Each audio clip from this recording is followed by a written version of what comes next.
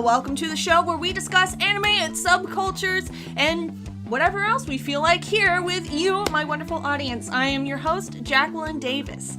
So today what we're going to talk about is anime's influences on pop culture in the West. And to use as my primary example is... It's none other than a recent music video that was just released that many of you might have seen. Do you want to be involved with this? Yes. It's a music video. Ready for it? By Taylor Swift.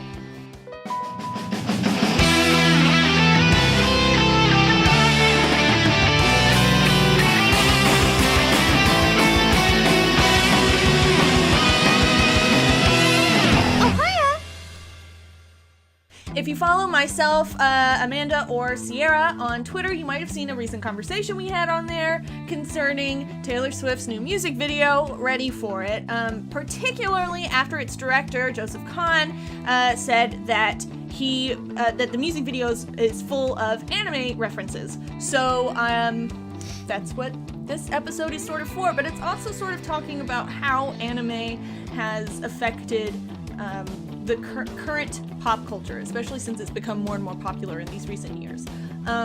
But first, it also, if you go look on Twitter, after my preliminary viewing, it was actually kind of more like a live tweet of me first watching it at about 7 a.m. with about 2 hours of sleep. You'll see that I also mentioned some stuff. So, of course, there is the Ghost in the Shell references that everybody's pointing out. There's a chromatic aberration that it keeps doing that I personally associate with the opening from the anime Noragami. And chromatic aberration? Yeah, you know, like when it, like where it like splits off into different colors. You know, like where that just goes. It's a thing. And then I also noticed some stuff that was more, or at least it made me think of more Japanese video games rather than Japanese animation.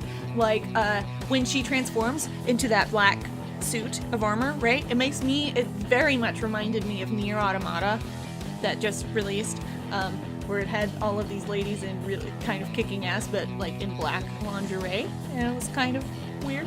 But yeah, all of these robot ladies, and their little boyfriends.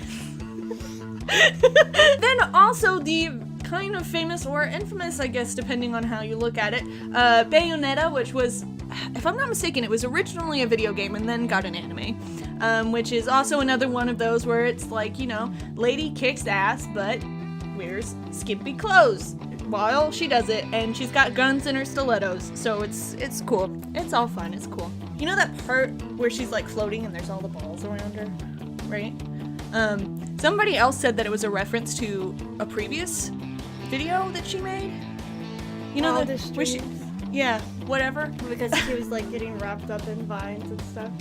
She made like the exact same position as when she was getting wrapped in vines. She did when she was holding the ball. Okay, well, it made me think of that weird kind of sort of like not quite sex scene from Final Fantasy X between Yuna and but then also I saw somebody else on the internet point it out and was like, duh. Also, like, think about any Sailor Moon like magical girl transformation, because it's totally what happens, which makes sense because they're always about they usually follow teenager or like girls just starting to go through puberty, but like usually it just follows young women through a very strongly transitionary point in their lives, you know.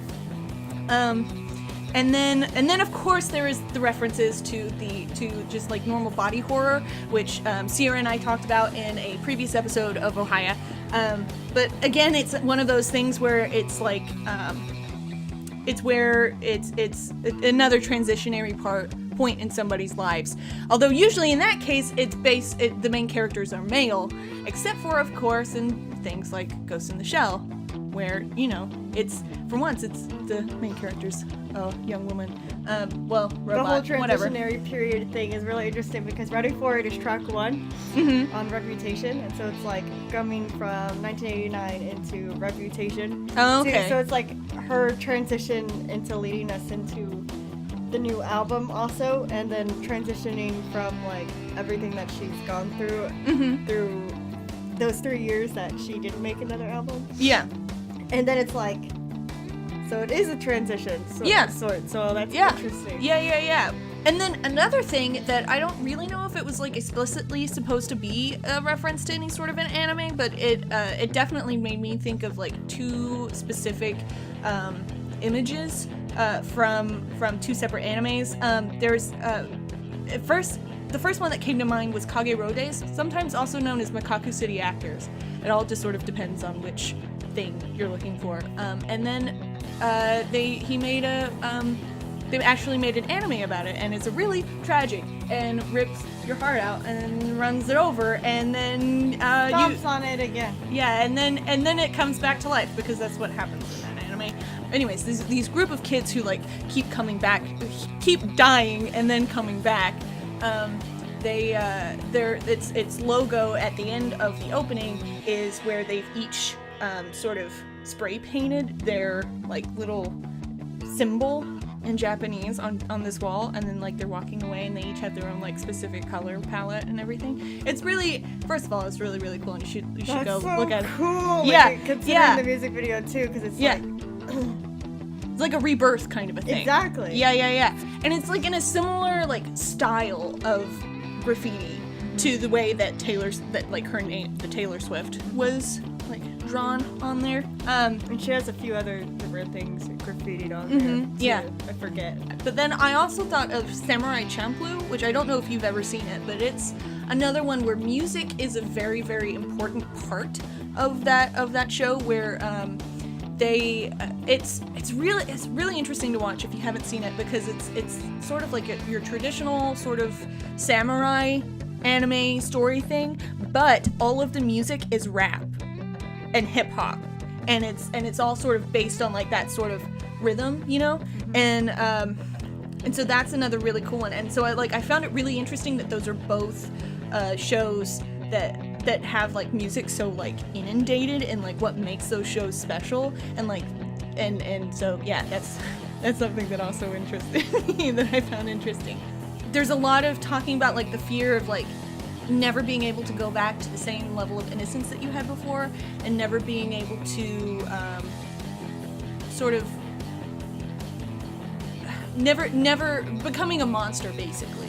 Like that's a lot of what the fear is, like especially in old school stuff like in Akira and Ghost in the Shell, where it's sort of like this journey of like, who was I, who am I now, why am I here, all of that sort of like soul searching stuff. That's so interesting, because then you bring in like Look What You Made Me Do too, and it's like where she like literally kind of like kills all of her past selves or whatever, in like this epic Tay Mountain, World War II type of thing. Exactly. And then so yeah, it's like this era of Reputation is very much I like I see how now like anime would be like a good callback to, considering all wondering who you are now, and losing some of your innocence or whatever. So I think, wow, that's perfect. I see so much of like anime themes into Reputation, and so it's I think that's really cool that they decided to bring in a bunch of anime too. So I'm glad you were able to like break down the animes. No problem. And to you guys, what was something that I missed? Because I feel like there were a lot of things watching it that I was watching it and was like, I recognize this, but I couldn't quite put my finger on it. So if I missed anything, please leave a comment down below. If you have any ideas for any future episodes of Ohaya, again, please leave a comment down below. Check us out on PopNerdTV.com and PopNerdTV.store, and make sure to like and subscribe and all of that fun stuff. And we'll see you next time. I'm Jacqui Davis. I'm Amanda. Bye.